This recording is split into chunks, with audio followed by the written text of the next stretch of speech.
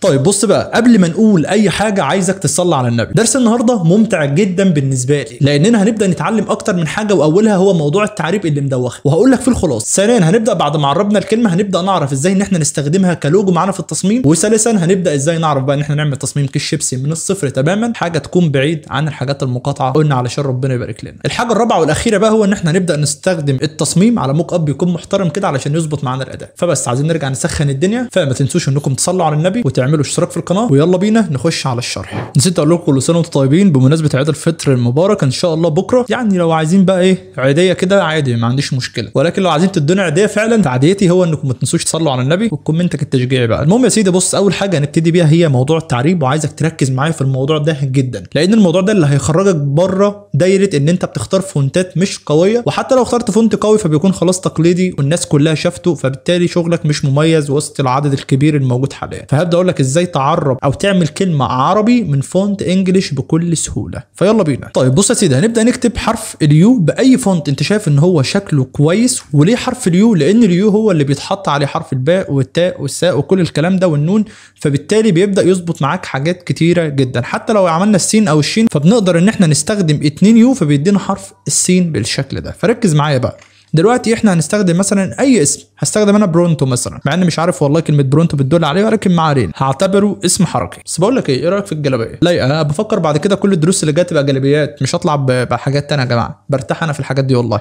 المهم هنبدا زي ما قلنا برونتو تمام. فركز بقى معايا كده، احنا تقريبا عملنا حرف الباء. طيب الراء هنا ممكن نستخدم فيها ايه؟ بتبدا تجرب. يعني انا مثلا شايف ان حرف الجي اهو سواء الكابيتال او السمول ممكن ينفعوا، فببدا اقرب كده بص، او انا انزل بيها لتحت شويه علشان يبقى حرف الراء ده طويل شويه. طبعا لو في اي زيادات موجوده على الشمال ببدا اعمل ماسك، وبالبراش تول بص بتبدا تخلي المربع هنا يكون اسود اهو باكس، وبتبدا تحذف. فهنبدا نرجع بالجزء ده، هتلاقي ان الباء والراء هنا تمام زي الفل. هبدا الواو دي بقى ممكن نستخدم فيها مثلا حرف الاو كده او الجي. الجي هنا جت مظبوطه حلوه قوي بدون ما نعمل فيها اي حاجه على فكره، ودي حاجه في الفونت نفسه والله انا اول مره استخدم معاك الفونت ده. فزي الفل عملنا كل حاجه برونتو. يعني هناخد الحرف الاول ده، وعايز اقول لك حاجه مهمه، وانت بترص الحروف حاول تدوس كنترول ار علشان تظهر المسطره اللي ظهرت فوق دي بص اهي، وتبدا تشد مسطره كده تمشي عليها كل الحروف. يعني مثلا كده اهو يبقى كل الحروف نايمه على الخط ده علشان ما تبقاش في حاجه نازله وحاجه طالعه وكل الكلام ده. حلو.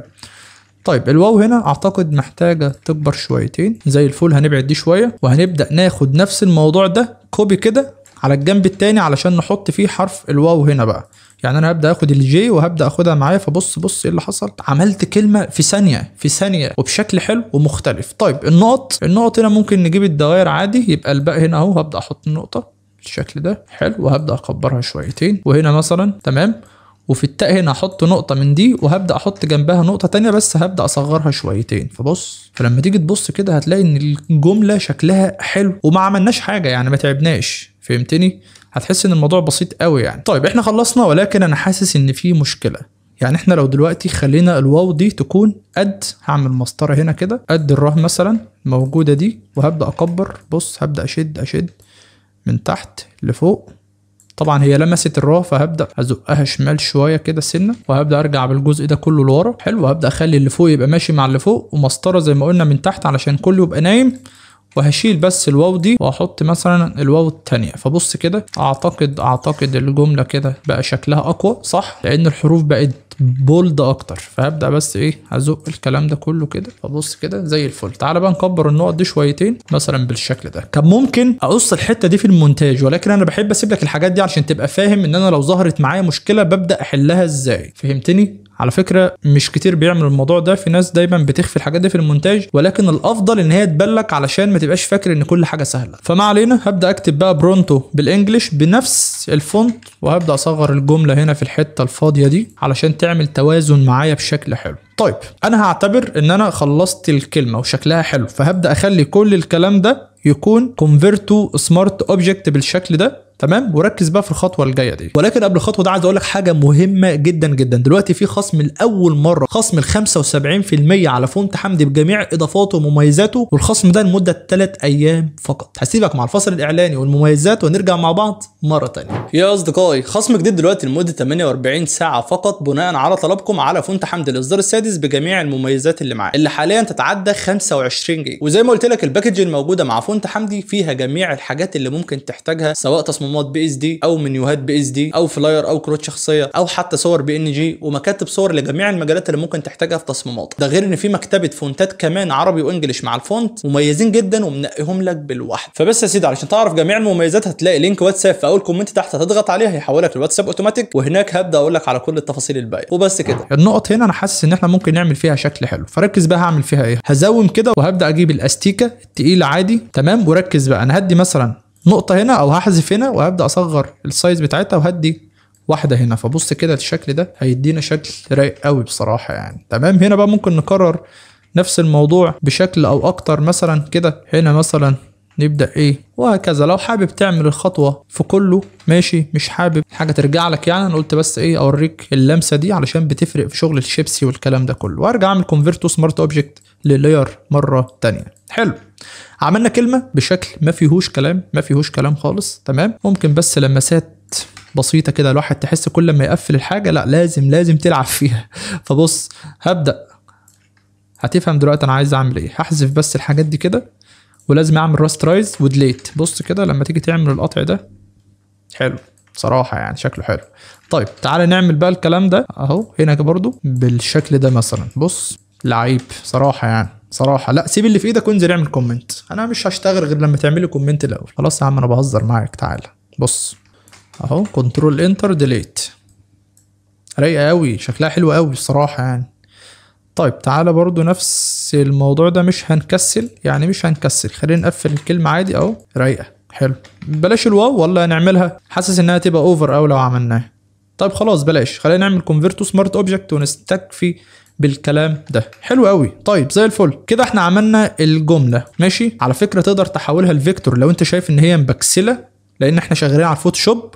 وفي ناس ممكن تقول ان احنا ممكن نشتغل على الالستريتور افضل، هو طبعا افضل وكل حاجه، ولكن حبايبنا اللي بيشتغلوا فوتوشوب وضعاف شويتين في الالستريتور هبدا اقول لك ازاي تحولها لفيكتور بكل بساطه وبضغطه زرار واحده. بص تعالى على الالستريتور وافتح اي مقاس، اي اصدار في الالستريتور ومش فارقه خالص. وكل اللي هتعمله انك هتبدا تشد الكلمه على الالستريتور وهتبدا تدوس على الاختيار ده، وهتنزل تحت شويتين هتلاقي الايمج تريس، تدوس عليها اختار السكتشت ارت. فبص كده لما تيجي تعمل زوم هتلاقي ان الكلمه بتاعتك اتحولت لفيكتور، فتقدر انك تاخدها على الفوتوشوب تاني اهو، بتمسح القديمه. فبص كده بقت فيكتور ما فيهاش اي مشكله على الاطلاق، زي الفل. طيب صغر لي بقى الكلام ده. وبما ان احنا هنعمل لوجو عن الشيبسي او هنشتغل عن الشيبسي، فهبدا ارسم حاجه كده بالبين تول يعني. اقف على الباك جراوند وهات البين تول. عارف ان هي عقده بالنسبه لك، ولكن معلش هتلاقيني عامل لك درس بين تول. فبص بقى، بص هبدا من اول هنا كده لحد هنا، وبعد كده هبدا اعمل كليك هنا. بص يعني كل ما بغلط كنترول زد بيرجعني، وهبدا الت واقف عند اخر نقطه. وبص الرسمه هنحاول نظبطها مثلا بالشكل ده، شبه الشيبسيايه كده، فهمتني. كنترول انتر وهبدا اروح عند السوليد كلر، اختار اللون الاسود عادي مش هتفرق. وبعد كده كونفيرت تو سمارت اوبجكت خلاص. وبعد كده كنترول تي كليك يمين هات الورب، وهتبدا تسحب الشغل بتاعك ده. لو في اي حاجه معوجه بتبدا تظبطها، لو في حاجه خارجه بتبدا تعدلها، الكلام ده كله لحد ما تقول تمام زي الفل. وهتبدا تصغر الجمله جواها وتخليها مثلا باللون الابيض. فبص كده تحفه والله. طيب الجزء ده ممكن نرفعه لفوق اهو، كنترول تي مره تانية اهو. شايف الحركات دي بقى براحتك. هتقولي طيب احنا برضو عملناها بالبيكسل، هقول لك عادي، خدها معاك على الالستريتور ايمج تريس سكتشت ارت، اتحولت معاك لفيكتور تماما اهو. وبترجع تحذف القديمه وتشتغل على الجديده، انت كده شغال فيكتور عادي بدون اي مشكله خالص، تمام.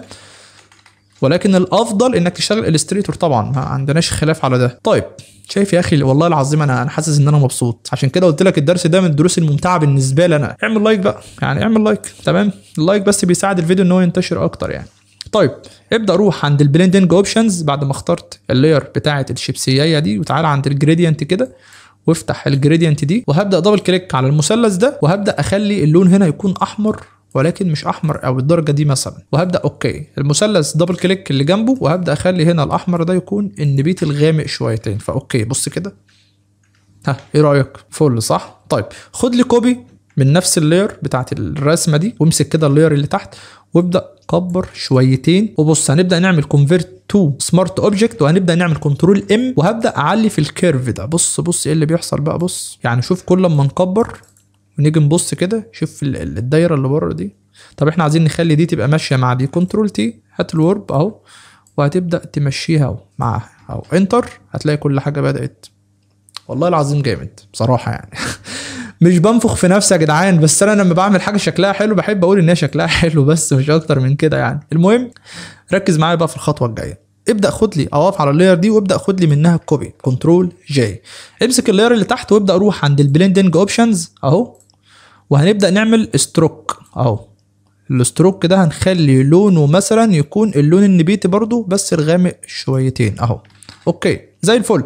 انزل تحت اللاير دي وابدا اعمل نيو لاير. ركز معايا علشان ما تتوهش. هتجيب البراش تول التقيله وثبت صبعك على الالت، وخد نفس الدرجه بتاعت الستروك اللي احنا عملناها الغامقه اهو، وابدا اقفل الفراغات الموجوده قدامك بالشكل البسيط قوي ده.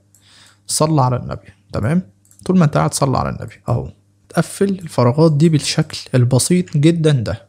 كده احنا معانا لاير بتاعت البرش ومعانا لاير بتاعت الستروك. هتعملي الاتنين ميرج، الفراغات اللي احنا قفلناها واللاير بتاعت الستروك، علشان يبقوا لاير واحده بالشكل ده. تمام.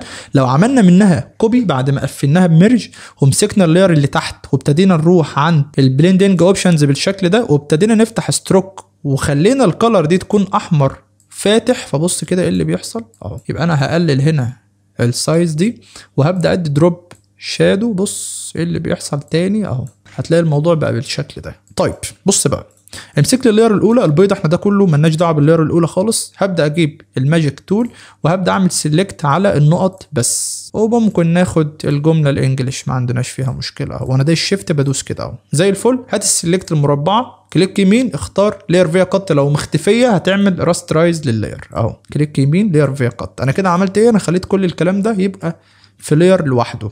ليه؟ علشان ابدا اخلي لونها يكون الاصفر اللي هو ده. بص كده حلو. طيب روح لعند البيفل وابدا خلي لي المربع الاسود ده يكون الاورنج او الاحمر بالشكل ده، وابدا زود لي هنا في السايز دي وابدا اتحرك لي بالنقطه. بص زود لي بقى الكلام ده اهو، وخليه لي يبقى احمر شويتين، وعلي لي الابيض هنا سنه، وممكن نرجع للاصفر ده نخليه يكون اورنج حاجه كده بسيطه. عايزك تقول لي رايك. معلش.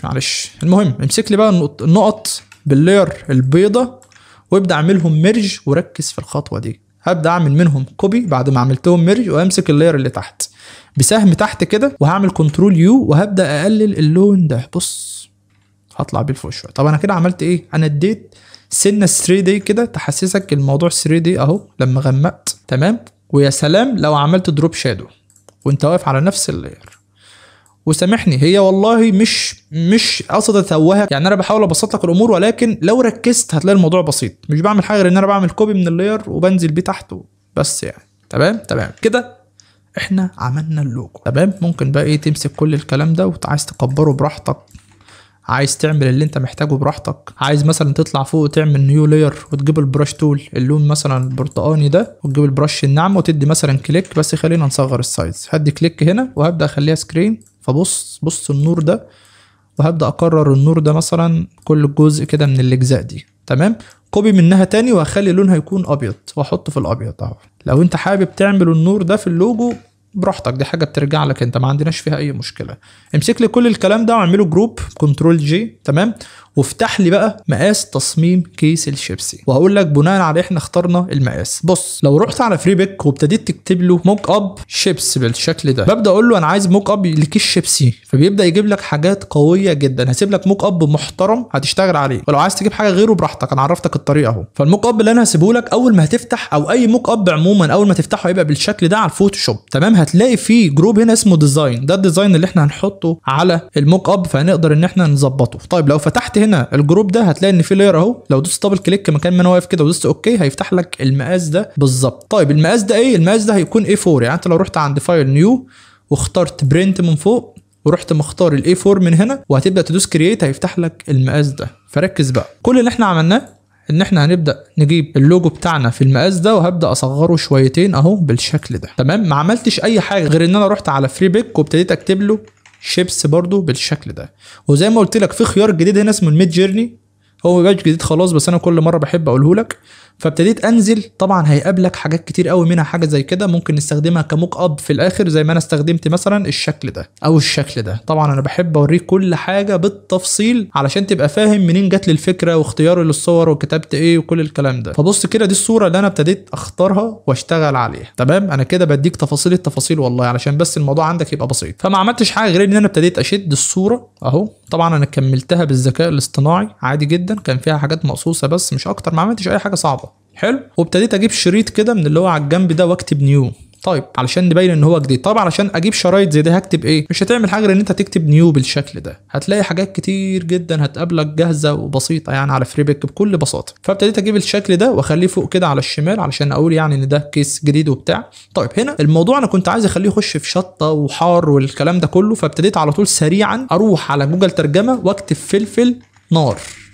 فهبدا اخد الجمله دي كوبي وهبدا اروح على فريبك هنا واحط له الجمله دي، وهبدا اختار الميد جيرني بالشكل اللي قلت لك عليه. فبص كميه شكل الفلفل اللي ممكن يجي لك حاجات شبه دي كده، فبص تحفه. هبدا انا مثلا اختار الشكل ده ومن غير ما نقص بقى ولا الكلام ده كله، مش هتعمل حاجه غير ان انت هتجيب الصوره وتعملها سكرين لا اكتر ولا اقل، وهتبدا تصغر فيها شويتين كده اهو. وقرب يا معلم وابدا كبر لي بقى في الشطه دي علشان تبدا ايه، ما تشغلش بالك بالحاجات الموجوده حواليها، هنبدا نظبطها لك حالا.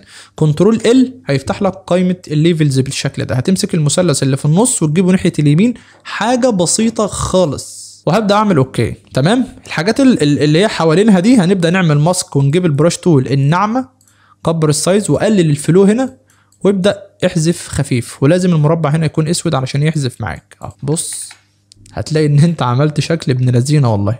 كبر بالشكل ده وهتبدا تثبت صبعك على الالت وتسحبه، وهتبدا كليك يمين وتعكسه اهو. ولكن ده ممكن يصغر شويه ويبان كده ايه تفاصيله، يعني حاجات خفيفه بالشكل ده. فعايزك تبص على كميه الجمال الموجوده في التصميم بدون اي تعب وبدون اي ارهاق تماما. تمام. ممكن تحط انت بقى الطعم مش عارف ايه الكلام ده، التفاصيل لو حابب تزود تفاصيل بالنسبه لنا انا كده فل. ممكن في الاخر نصغر الليله دي كلها علشان الموك اب هيحتاج ان احنا نلم العناصر جوه التصميم، هو هيبقى عايز كده. تمام. وهفهمك دلوقتي ازاي. طبعا النيو دي احنا عايزين نطول الشريط، فهبدا اطول فيه كده مثلا، وكلمه نيو هبدا اكبرها كده شويه واخليها على اليمين عشان الموك اب هيقص لي كل الكلام الشمال ده. حلو. وتعالى نجرب يعني. خلينا نعمل سيف للتصميم جي بي جي عادي جدا، وهبدا افتح الجروب بتاع ديزاين اللي قلت لك عليه ودبل كليك هنا بالظبط علشان يفتح لي الشكل ده. كل اللي هتعمله انك هتجيب الديزاين بتاعك وتسيبه هنا بس اهو. يعني انا هبدا اجيبه معاك بالشكل ده. بص اهو كبر كده. تمام. وهبدا اعمل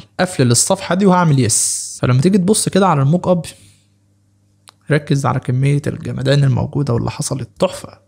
بس شوف كلمة نيو بقى اللي قلت لك عليها اتقطعت لان هو الكيس معوج المقاس، يعني مش مربع زي ما هو موجود. فابدا ارجع للتصميم نفسه وهبدا كلمة نيو دي اجيبها يمين كمان شوية اهو، وهبدا افرد الكلام ده اهو. تمام. دي النقطة اللي انا قلت لك خد بالك منها. وهرجع اعمل سيف للديزاين تاني، وبعد كده هرجع للموك اب دبل كليك زي ما قلنا، وهتبدا بس تبدل التصميم ده بالتصميم ده، مش اكتر من كده. اقفل الصفحه اعمل يس. فلما تيجي تبص هتلاقي المشكله اتحلت. تمام. والموك اب فعليا شكله تحفه. على فكره احنا ما زودناش تفاصيل، انت ممكن بقى تحط ليمون، تحط مش عارف ايه، تعمل طعم تاني. انا حبيت بس اديك الخطوات. ركز بقى.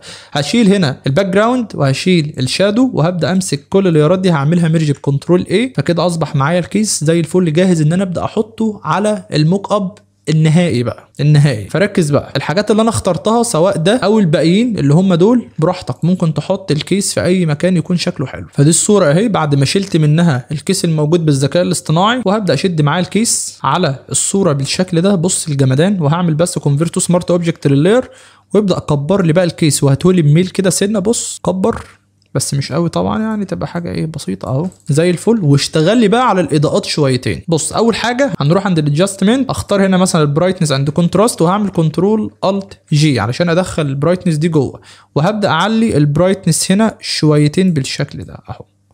حلو. اعمل ماسك كنترول اي. انا كده عكست الماسك. هات البراش تول الناعمه طبعا وهتبدا تخلي المربع هنا يكون ابيض باكس، وهتبدا بص تمشي على التراف في المنتج بالشكل ده. خلينا نعلي الفلو هنا 100% اهو.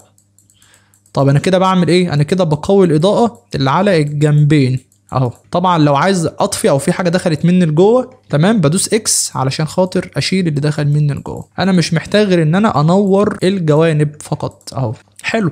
نيو لاير كنترول الت جي، هتجيب البراش تول زي ما انت وهتعمل لون اصفر اورانج كده اهو بالشكل ده. حلو. هتبدا تغير هنا السكرين مثلا وهتبدا تقلل الفلو او الاوباسيتي شويه. كلام جميل. ابدا روح عند الليفلز اهو كنترول الت جي وهتبدا تتحرك بالليفلز هنا. بص تنور بقى الكيس تغمقه وتفتحه على حسب المود بتاع الكيس، بس احنا مش عايزينه يبقى منور قوي يعني، عايزين ايه نهدي الليله دي كلها. يعني انا هرجع عند البرايتنس وهقلل الاوباسيتي هنا شويتين اهو فزي الفل.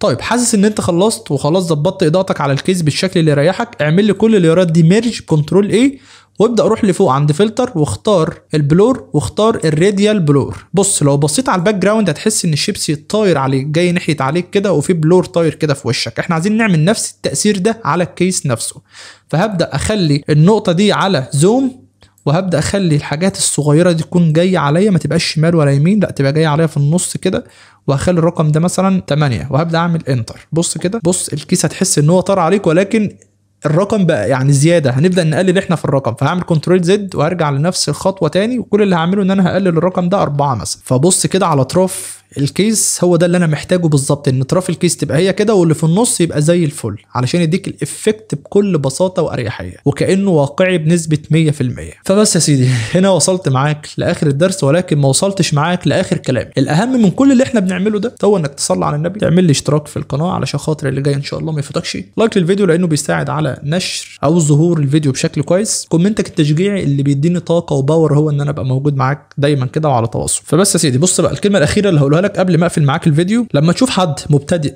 او لسه بيبدا المجال بينزل ديزاين ضعيف في اي جروب ايا كان الجروب بتاعي او اي جروب تاني، بلاش الكومنتات اللي هي بتقول ان انت شخص جامد قوي وان هو شخص ما يعرفش حاجه، لان عايز اقول لك ان الموضوع عكسي تماما. انت لما تعمل له كومنت سلبي او كومنت محبط او كومنت فيه نوع من انواع السخريه فانت للاسف انت اللي مش فاهم او انت اللي ضعيف، لان انت لو شخص واثق من نفسه وشغله كويس وبيتكلم عنه وشخص بينه وبين ربنا كده كويس وزي الفل، هتبقى حابب ان انت تقدم له المساعده. وعايز اقول لك حاجه، المساعده مش بشكل علني مش على الملأ، المساعده هو ان انت تخش تكلمه وتبعت له رساله لوجه الله، ده اللي حابب يساعد بيعمل الكلام ده. ولكن فكره ان انت عايز تاخد اللقطه دي حاجه بينك وبين ربنا في النوايا هو الاعلم بيها. فبس يا سيدي كل اللي عايزه منك ساعد غيرك، ربنا هيكرمك وهيفتح لك 1000 باب والله. هنا اكون وصلت معاك لاخر كل حاجه، اشوفك على خير في حاجه جديده وما تنساش انك تصلي على النبي وبس كده.